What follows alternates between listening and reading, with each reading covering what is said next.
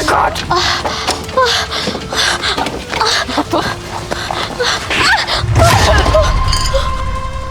তোর জন্য আমার বাইকটা পড়ে গেল। তোকে তো এখন আমি শেষ করে ফেলবো। কি করা উচিত বলতো? ম্যাডাম, আমার মাফ করে দিবেন। আমি তো ইচ্ছা করে এই কাম করি নাই। আপনি তো বাজায় দিলেন। আর তাছাড়া আপনার গাড়ি পড়াতে যতটুকু ক্ষতি হয়েছে ওই ক্ষতিপূরণ আমি দিয়ে দিমুনি। মুখে মুখে কথা বলছে ছোট লোকের বাচ্চা। টাকা গরম দেখাচ্ছে, আমাকে টাকা গরম দেখাচ্ছে। এই তুই জানিস এই গাড়ির দাম কত? তোর বাপ দাদার 14 গোষ্ঠী তো এত টাকা দেখেনি এই গাড়ির দাম যত। ম্যাডাম, আমি তো কইলামই যা ইচ্ছা করে আপনার গাড়িটা ফেলাই নেই। আপনি তো বাজায় দিলেন। তারপরও আই এম সরি, আমার মাফ করে দিবেন। কি বলি তুই? I am sorry? Mithi, what's going on here? এই মহিলা আমাদের সাথে ইংলিশে কথা বলছে। এক ছোট লোকের বাচ্চা, তুই ইংলিশে কথা বলছিস? তুই জানিস আমরা কে? সামান্য ফয় ফকিনি। ও বলছে ইংলিশে কথা, আমি যাবো কোথায়? ম্যাডাম, আপনি এত উত্তেজিত হইতেছেন কেন? আচ্ছা ঠিক আছে, আপনার গাড়ির দাম কত সেটা আমারে বলেন। আবার এই আমার সাথে টাকার গরম দেখাচ্ছে। সামান্য ভ্যান চালিয়ে খাই এই মহিলা যদি আমার সাথে টাকার গরম দেখায়, আমার মেজাজটা কোথায় গিয়ে দাঁড়ায় বলতো মিথি? ম্যাম, আপনি এখনো দাঁড়িয়ে আছেন? থাপড়ে মারেন থাপড়ে। কি ভেবেছেন আপনি যা বলবেন যা করবেন তাই মেনে নিব? না, আপনাকে বলেছে এই গাড়ির দাম কত সেটা বলেন আগে। গাড়ির দাম 5 লক্ষ টাকা। এই গাড়ির দাম জিজ্ঞেস করে তুই কি করবি? হ্যাঁ, সামান্য ভ্যানওয়ালি, তুই ভ্যান চালিয়ে খাস। আদার ব্যাপারী হয়ে জাহাজের খবর নিয়ে তোর কোনো লাভ আছে? This is none of your business. আমি আমার মোবাইলটা আনিনি। আপনার মোবাইলটা বের করে একটা নাম্বার তুলুন। 0357। কি আশ্চর্য!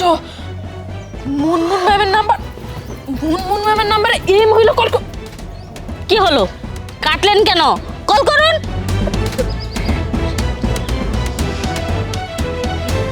নিন।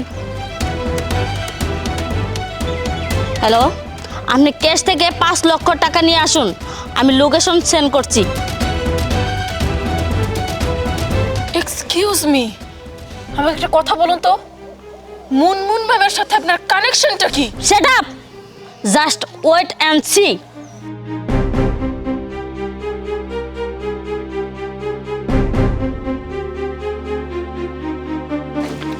ম্যাডাম আসসালামু আলাইকুম। ওয়ালাইকুম আসসালাম। আসসালামু আলাইকুম ম্যাম। ম্যাডাম, এই যে এখানে 6 লক্ষ টাকা আছে, আপনি ব্যাগ ধরে নেন। এই যে নেন। এই মেয়ে, এদিকে তাকাও। এখানে 6 লক্ষ টাকা আছে।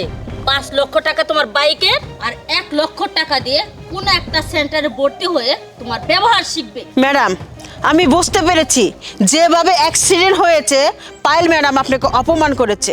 আচ্ছা পায়েল ম্যাডাম, আপনার এত অহংকার কে? আপনি তো সামান্য একটা জিএম এর পোস্টে চাকরি করেন, এত অহংকার করা তো ভালো না। আমি তো আপনার থেকেও বস, আর আমার থেকেও বস হচ্ছে উনি।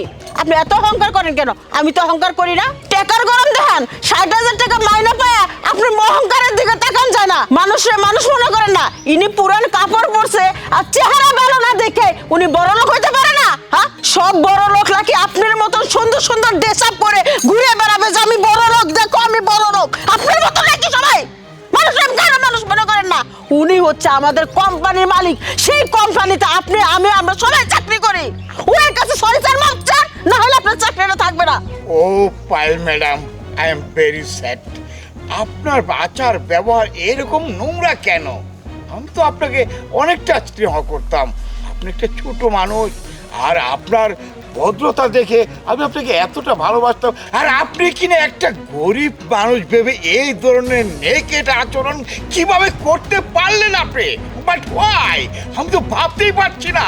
আপনি আমাদের কোম্পানিতে জব করছেন, অথচ আপনি একটা শিক্ষিত মানুষ হয়ে এমন একটা মানুষকে আপনি মানুষ মনে করেন না। আমি এটা বুঝতে পারছি না কেন, বলুন তো। বুঝতে পারেনি তো, একটা মিস্টেক হয়ে গেছে। আর আমি এইরকম করবো না তো কি করবো বলুন তো? আমাদের কোম্পানির মালিক, উনি ভ্যান চালাচ্ছে, কি সব পোশাক আশাক। অনেক হয়েছে, এনাফ। উনি এইরকম ড্রেস আপ কেন পরে শুনতে চান? উনাদের বংশ আগে থেকেই ধনী, কিন্তু উনাদের বংশ ঐতিহ্যহীনে ধরে রেখেছে। তার বাপ দাদারা বলেছে কখনো মা তুই বড় লোকের পার্টনার চলবি না। তার জন্য সে গরিবের মতন চলাফেরা করে।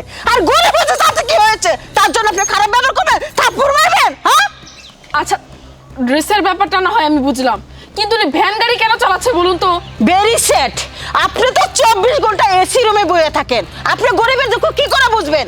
কিন্তু এই ম্যাডাম এই বাঙ্গা ব্যান্ডা নিয়ে গ্রামে গ্রামে ঘোরে আর খোঁজে অনেক গরিব মানুষ আছে, তাদের সাথে মিশে তাদের সাহায্য করে। বুঝতে পেরেছেন? বেশি কথা না বলে ম্যাডামকে সরি বলুন। ম্যাম আমাদের ভুল হয়ে গেছে, সরি ফর এভরিথিং। সেটা সরি বললে সবকিছু সমাধান হয় না। মুনমুন ম্যাডাম, জি ম্যাডাম। রফিক সাহেব, জি বলুন। এইরকম উচ্ছৃঙ্খল মানুষ আমার অফিসে কি করে?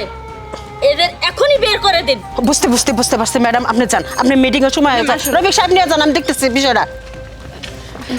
Ma'am please ma'am, I am very sorry fire. আপনি একটু কনভিন্স করুন না। সরি ফাইল ম্যাডাম, আমি কনফেস করতে পারবো না, কারণ আপনি দিন গেতাছে আর আপনার অহংকার বাড়তাছে। I am very sorry. এখন কি করব? যা হবার তা হয়ে গেছে, টাকাগুলো নিয়ে বাড়িতে যাব,